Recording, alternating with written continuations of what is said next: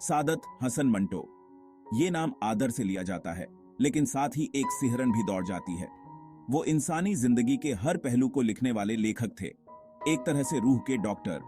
उनकी कलम ही उनका औजार थी और ऑपरेशन थिएटर था उस वक्त का भारत। 1947 में जब इंडिया और पाकिस्तान का बंटवारा हुआ, उस दर्दनाक दौर में मंटो ने लिखा। उन्होंने उस पागलपन को, उस खून खराबे को लाखों लोगों को उजड़ते देखा। उनकी कहानियां उस दर्द, उस बेतुकी हिंसा और बंटवारे के जख्मों की गवाही देती हैं। टोबा टेक सिंह शायद उनकी सबसे मार्मिक और यादगार कहानी है। मंटो की खासियत ये थी कि वो बंटवारे के उस सारे अफरा तफरी को आम इंसान की नजर से देखते थे। वो कोई बड़ी बड़ी बातें या राजनीति नहीं करते। उनकी नजर उन छोटी छोटी दर्दनाक घटनाओं पर होती थी जो बड़ी घटनाओं के पीछे छिप जाती थीं। यही क्षमता, आम इंसान के लिए उनकी यही सहानुभूति उनकी रचनाओं को इतना प्रभावशाली बनाती है।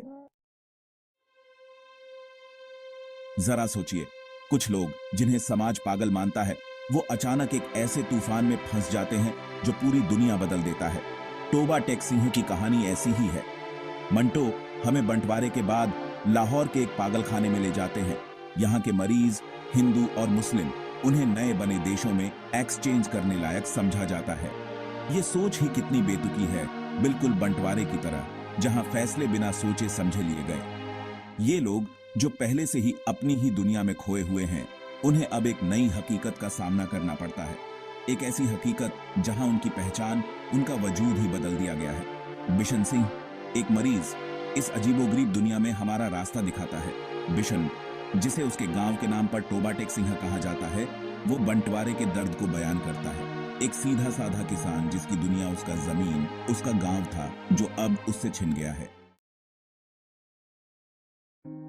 बिशन का पागलपन, अगर आप इसे पागलपन कहें, तो वो इस नई हकीकत को नकारना है। वो अपने घर को तरसता है, एक ऐसी जगह जो अब नक्शे पर भी नहीं है। कैसे नक्शे पर खींची हुई एक लकीर जबान, संस्कृति और इतिहास के रिश्तों को तोड़ सकती है। बिशन अपने शांत विद्रोह से उन लाखों लोगों का प्रतीक बन जाता है जो 1947 के बाद बेघर, बेबस और भटके हुए थे। वो बस पूरी ईमानदारी से एक ऐतिहासिक त्रासदी का इंसानी चेहरा दिखाते हैं। चौथा भाग, जहन की सरहदें। ये पागलखाना उस नए बंटे हुए देश की तरह है। ये मरीज जिनसे उनकी सारी चीजें और उनकी सूरत छीन ली गई है, सिर्फ एक इंसान बनकर रह गए हैं। हिंदू और मुस्लिम, सिख और ईसाई, ये सब अपने नुकसान और विस्थापन के दर्द में एक हैं। मंटो की कहानी हमें याद दिलाती है कि सबसे मजबूत सरहदें नक्शे पर नहीं, बल्कि इंसान के दिल पर खींची जाती हैं। डर, अविश्वास, शक, जिसने बंटवारे की हिंसा को हवा दी, ये ही असली दीवारें हैं जो हमें बांटती हैं। और ये दीवारें, जैसे मंटो बड़ी खूबसूरती से दिखाते हैं, अक्सर बहुत कमजोर नींव पर बनी होती हैं। टोबा टेक सिंह में इन मरीजों को आखिरकार उनके धर्म या राष्ट्रीयता से नहीं, बल्कि उनकी इंसानियत से पहचाना जाता है।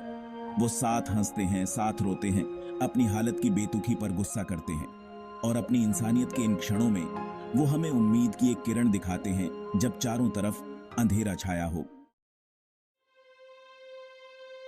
पांचवां भाग, अपनापन का दर्द। कहानी का अंत बहुत ही दर्दनाक और अपरिहार्य है। बिशन, जो दो देशों के बीच फंसा हुआ है, जिनका उसके लिए कोई मतलब नहीं है, वो किसी को नहीं चुनता। वो दोनों तरफ के बीच में गिर पड़ता है और हिलने से इनकार कर देता है। विद्रोह का ये तरीका, एक थोपी हुई पहचान से मुक्ति पाने का ये तरीका, शायद पूरी कहानी का सबसे ताकतवर बयान है। बिशन की मौत दर्दनाक जरूर है, लेकिन ये एक तरह की आजादी भी है। वो आखिरकार उस दुनिया के पागलपन से आजाद हो जाता है जो खुद रास्ता भूल गई है। मंटो कोई आसान जवाब नहीं देते, लेकिन वो हमें बंटवारे की इंसानी कीमत से रूबरू कराते हैं। वो हमें याद दिलाते हैं कि सच्चा अपनापन किसी पर थोपा नहीं जा सकता। ये तो अंदर से आना चाहिए, एक ऐसी जगह से जहां समझ और सहानुभूति हो।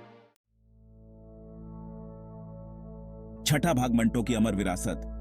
बंटवारे के इतने सालों बाद भी जख्म अभी तक हरे हैं। उस नक्शे पर खींची गई लाइनों के असर आज भी दिखाई देते हैं, लेकिन मंटो की कहानियां आज भी उतनी ही जिंदा हैं। वो हमें डर और बंटवारे की ताकत के बारे में बताती हैं, लेकिन साथ ही इंसानी जज्बे की ताकत के बारे में भी बताती है। आज की दुनिया में जहां हर तरफ सरहदें, दीवारें और विचारधाराएं हैं, मंटो का संदेश और भी महत्वपूर्ण हो जाता है। हमें उन बनावटी चीजों से ऊपर उठकर देखना होगा जो हमें बांटती हैं और अपनी समान इंसानियत को पहचानना होगा। तभी हम बीते हुए कल के जख्मों को भर पाएंगे और एक बेहतर और न्यायपूर्ण भविष्य बना पाएंगे। मंटो की विरासत हमें जगाने का काम करती है, हमें याद दिलाती है कि समझ और सहानुभूति के पुल बनाने की जिम्मेदारी हम सबकी है। हमें इतिहास से सीख लेनी चाहिए, वरना हम वही गलतियां बार बार दोहराते रहेंगे। आशा करता हूं आपको ये कहानी अच्छी लगी होगी। इसे शेयर करें और चैनल को सब्सक्राइब करें। अपना और अपने परिवार का बहुत ख्याल रखें।